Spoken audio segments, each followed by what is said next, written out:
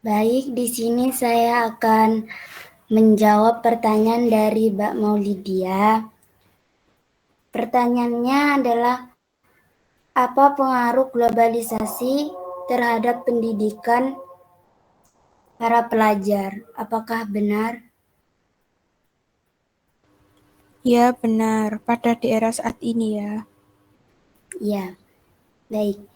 Bagi pelajar, globalisasi memberi dampak negatif dan positif, yakni mengurangi waktu belajar karena ada banyak tontonan dan hiburan yang dianggap lebih menarik.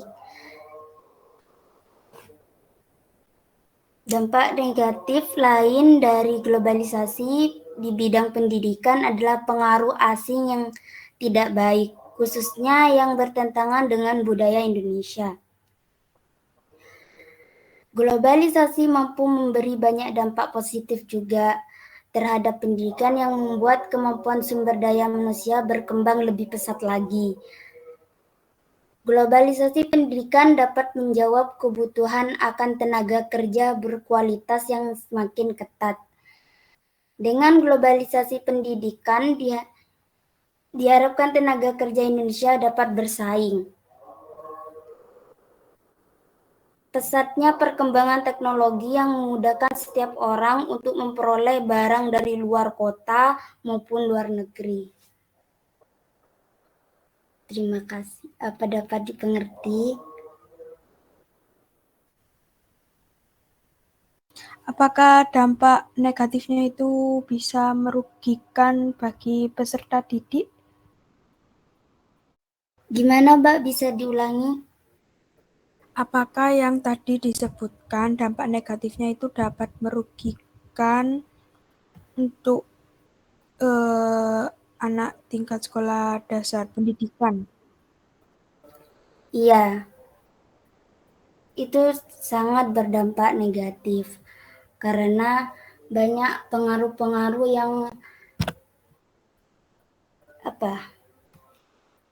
seperti gaya hidup generasi ini memang cenderung impulsif. Mereka sangat peka terhadap perkembangan zaman dan tertarik untuk menghabiskan uang demi mengikuti perkembangan tersebut. Seperti itu. Iya, baik Mbak Jana, terima kasih. Sama-sama.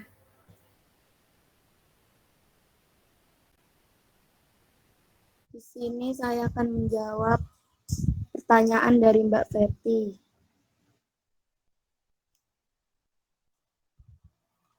Bagaimana cara mengatasi dampak buruk globalisasi dalam bidang pendidikan selama proses pengajaran dalam COVID-19?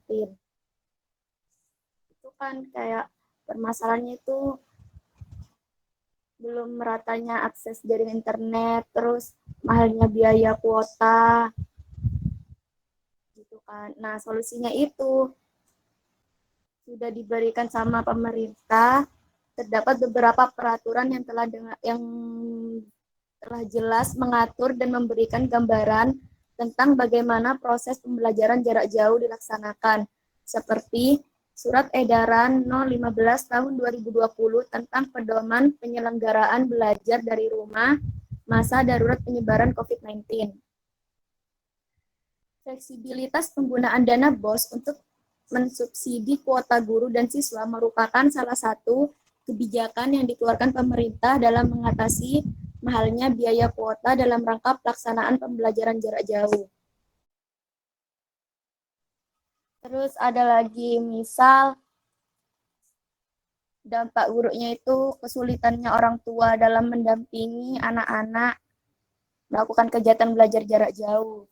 Nah, itu solusinya. Seharusnya itu memang diperluin komitmen dari orang tua biar bisa bersedia meluangkan waktu untuk mendampingi anak didik ketika melaksanakan kegiatan pembelajaran. Terus melakukan pengawasan dengan meminta jadwal proses pembelajaran kepada anak. Terus kayak melakukan proses itu lagi pengecekan tugas yang dikerjakan. Pokoknya harus ada itu, meluangkan waktu, salah satunya kuncinya dalam dampingin terhadap selama proses pembelajaran jarak jauh. Apakah dapat dimengerti Mbak Peti? Iya, Kak, mengerti. Baik, terima kasih. Perkenalkan, nama saya Alvina Aulia Izati Hakim dengan NIM akhir 171. Pertanyaan saya adalah, sebagai seorang mahasiswa, bagaimana sikap kita dalam menghadapi tantangan globalisasi? Terima kasih.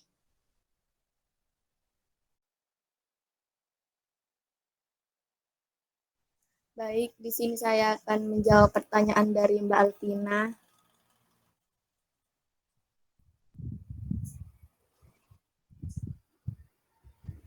Sebagai mahasiswa, bagaimana sikap kita dalam menghadapi tantangan globalisasi? Nah, kita itu bisa bersikap open-minded, kan kayak orang-orang yang berpikiran terbuka. Terus orang-orang yang kritis terhadap perubahan dan pengaruh dari globalisasi. Tentunya kayak pasti berusaha untuk mencari ilmu yang emang benar-benar manfaat. Terus ada rasa kayak ingin tahu yang tinggi.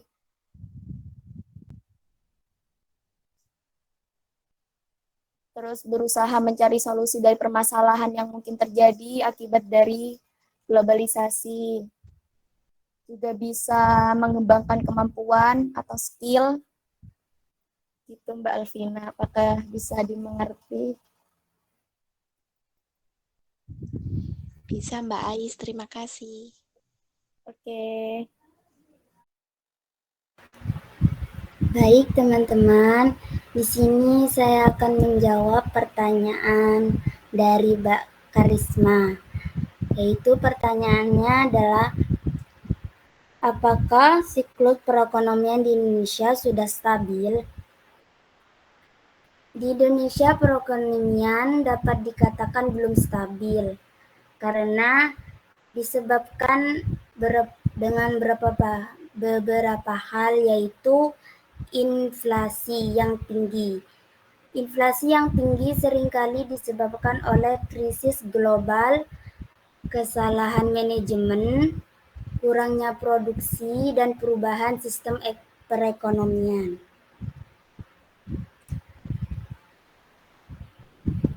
Inflasi yang tinggi tentunya mengganggu stabilitas perekonomian karena dapat merugikan masyarakat menjadi karena mengubah pendapat masyarakat menjadi bisa merugikan atau menguntungkan tergantung pada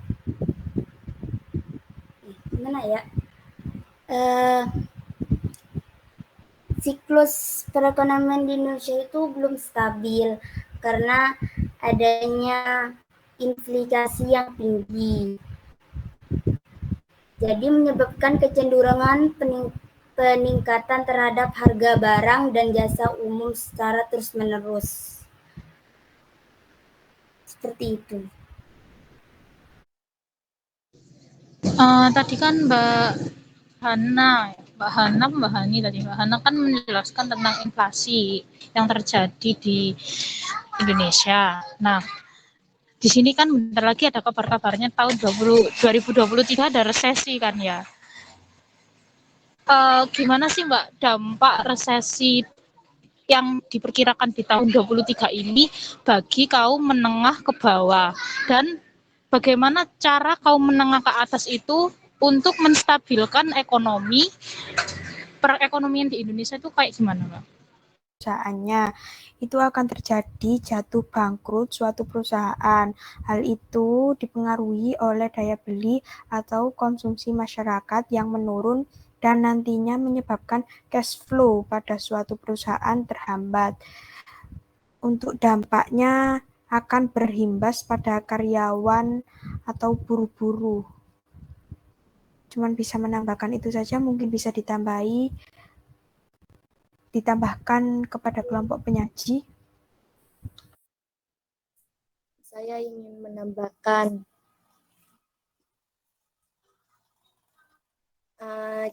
upaya itu kan memperbaiki ketidakstabilan ekonomi.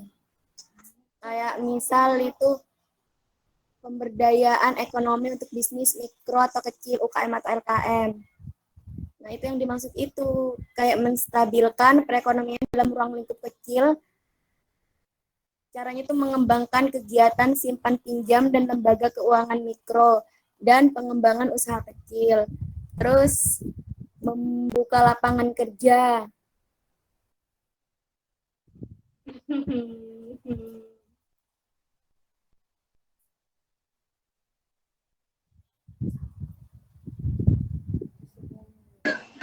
Ekonomi itu apa sih?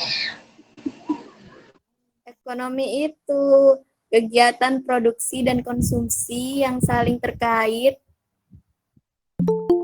membantu dalam menentukan bagaimana sumber daya yang langka dialokasikan. Baik, jika tidak ada yang ditanyakan lagi, saya akan menutup diskusi pada malam hari ini. Sebelumnya, saya dan kelompok saya mohon maaf apabila salah kata dalam diskusi pada malam hari ini. Sekian, wassalamualaikum warahmatullahi wabarakatuh. Waalaikumsalam warahmatullahi wabarakatuh. Waalaikumsalam warahmatullahi wabarakatuh.